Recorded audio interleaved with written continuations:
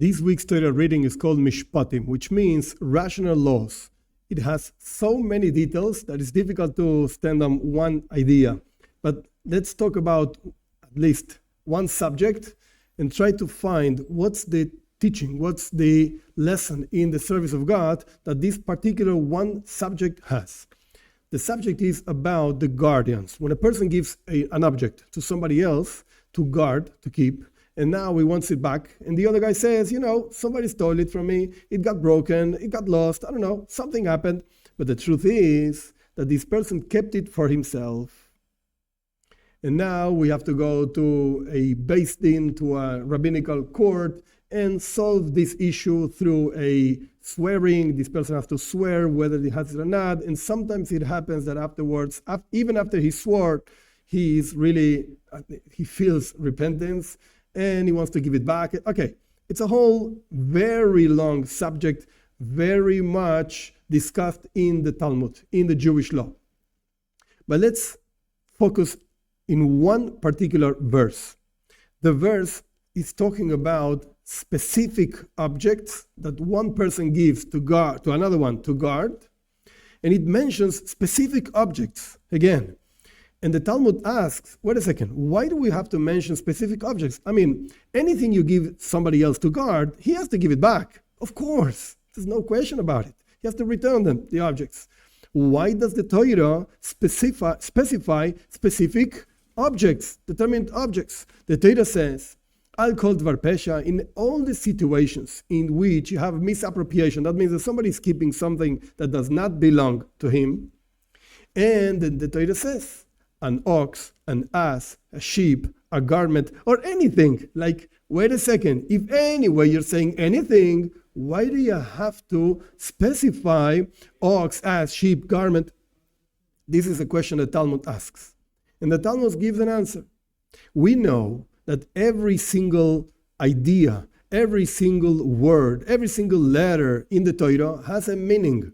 The Torah just doesn't say things because it likes saying things.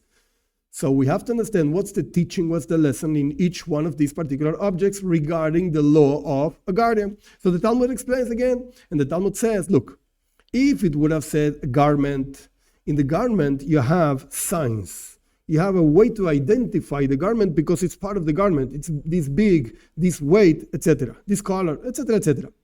But you know what? An ass, you don't have necessarily a symbol, a sign in the body of the ass itself. So you can return. You have to return, of course, but you can give the signs of the seat, this whole thing that the people put on top of the ass in order to sit on top of it, not on top of the skin of the ass itself. So even if you have the signs of that particular part of the ass, because it comes with the ass, it's not part of the ass, but it comes with the ass, you have to return it according to the signs of the seat of the ass. Very nice. So you understood already garment because you have signs on the body of the garment. And then we understood the ass because we have signs on the seat of the ass. We got it. Very nice. So now let's discuss about an ox and the sheep. The Torah says that even the hair in the back of the ox, you have to give it back. Don't think that the more important thing is the ox itself. You have to give it back, even if it's just the hair that is around the back of the ox. Very nice. What about the sheep? And the Talmud offers a few options. What about the sheep? But we end up saying that, look, all the options we can think of, why does the Torah identify a sheep?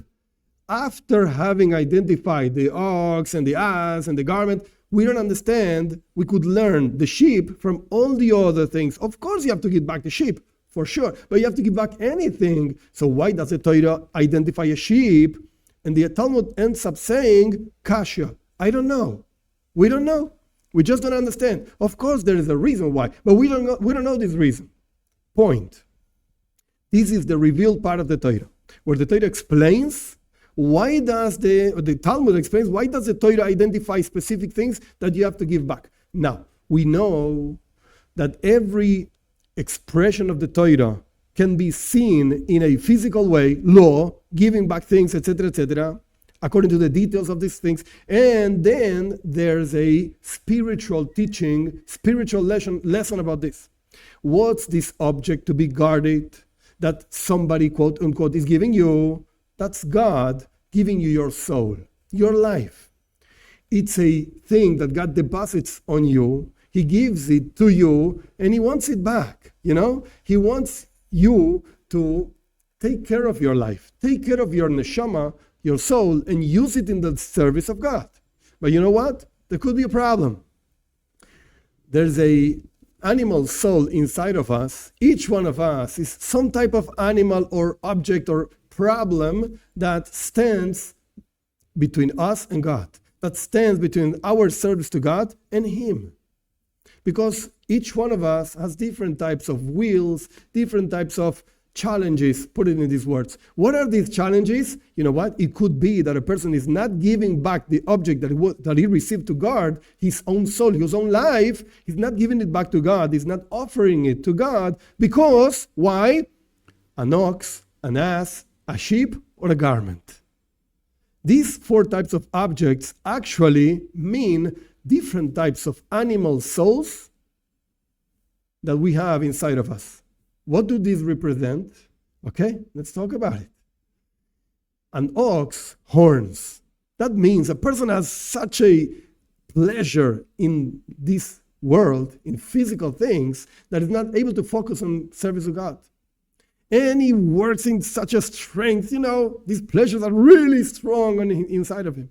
That's an ox. That's what it represents, a person that has inside of him an animal that is like an ox, an animal soul that is like an ox. Okay, next one, you have an ass. What's an ass? The Talmud says that the asses have a specific characteristic that even in the hottest day of the year, they're cold. They feel cold. That means that there's a certain coldness in the person towards Judaism, towards God, towards the service of God. There's a certain frivolity in the person towards the service of God. I don't care. Indifference, It's like a cold person. Even when it's hot. Everybody's hot. But he still feels cold. Then you have a garment. Garment in Hebrew, in the original text of the Torah, says salma. It's one word for garment, but there's another one. The other one is beged. That means a garment. Beged is directly related to the word boiged, which means rebellious. A person that rebels just for the sake of rebellion, It's a rebel without a cause, so to speak. That's what it represents, a garment. And the sheep? What about the sheep? The sheep represents a person that is completely scattered out. As it says in the verse, Se Pazura Israel. The sheep, the characteristic of a sheep is to be around everywhere and nobody in focus, so to speak. You're not focused in any particular thing in detail. You're all around, everywhere. And the problem of being all around everywhere, your thoughts are all around everywhere. Your speech is all around everywhere. And your deeds are all around everywhere. That means you might get influenced by the surroundings that you have. Because you're everywhere. You want to be everywhere. You want to be nice with everybody. And you want to fit everywhere. And you know what? It's impossible. If your focus on life is the service of God, then you should be focusing on God and not on anything else. Just God. Don't be everywhere. Don't scatter around yourself. And the Talmud, when the Talmud says, let's go back, when the Talmud says that the sheep is the only one that is kasha, is the only one that we don't understand why it was written in the Torah. The other ones, of course, everything you have to return. That means you always have to go back to God, even if you fell, so to speak, into the ox, into the ass, into the garment. It doesn't matter why you went away far from God, you can go back. But the sheep is the hardest one to go back. Kasha. It's difficult. The Talmud says we don't understand. That means not we don't understand why it was written. That's the revealed part of the Torah, so to speak, the Talmud. But in the spiritual part of the Torah, the Talmud is telling you, wait, this is the hardest of all difficulties to go back to God. Why? Because you're so scattered that you absorbed from the surroundings in the environment where you are different behaviors, different ideas, different values that are not really yours. And what's the way of really going back even from sheep, quote unquote, from being scattered? The way is to find God in every single detail. When you actually take the effort to look around yourself and see everything in the world as an expression of God, of godliness, as a lesson in your life, like the Baal Shem Tov, the founder of Hasidus, used to say, that in every single thing that a person sees, in every single thing that a person hears, he has to learn a lesson in the service of God. When a person focuses his life in this way, even from sheep, even from being scattered around, you really gather all your strength and you focus yourself into the service of God. May we have the merit of being saved, so to speak, of all these kinds of animal souls that we have inside of us in order to serve God with all our might and all our strength.